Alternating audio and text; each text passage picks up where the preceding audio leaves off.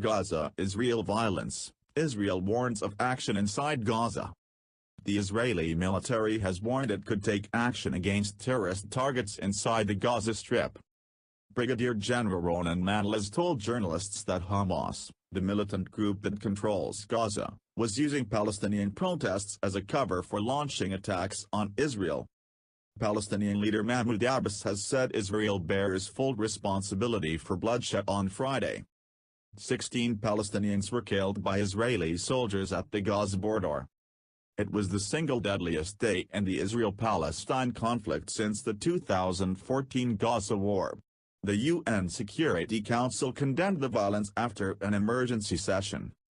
Thousands of Palestinians had marched to the border at the start of a 6-week protest, dubbed the Great March of Return. The protest comes ahead of the 70th anniversary of the founding of Israel and the exodus of many Arabs, which Palestinians refer to as the Nakba catastrophe. Israeli officials said soldiers opened fire after rioting broke out. The UN says hundreds of people were injured.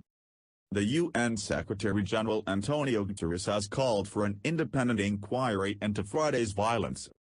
UN Deputy Political Affairs Chief Brig Gen Ronen told the Council that Israel must uphold its responsibilities under international human rights and humanitarian law. Israel's ambassador to the UN, Danny blamed the bloodshed on Hamas. Later Gen Manelis said Friday's events were not a protest demonstration but organized terrorist activity by Hamas. If it continues, we shall have no choice but to respond inside the Gaza Strip against terrorist targets which we understand to be behind these events, he said according to AFP news agency. On Saturday Palestinians observed a day of national mourning for those killed and thousands of people attended funerals. Palestinians also called a general strike.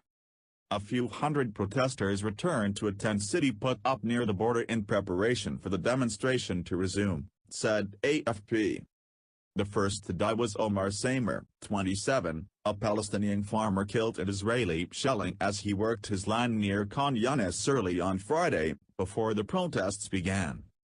Most of the other dead, reported to be mainly men under 40, were shot dead at points along the length of the 65 kilometers, 40-mile, fence border, from Jabalia in the north to Rafah in the south.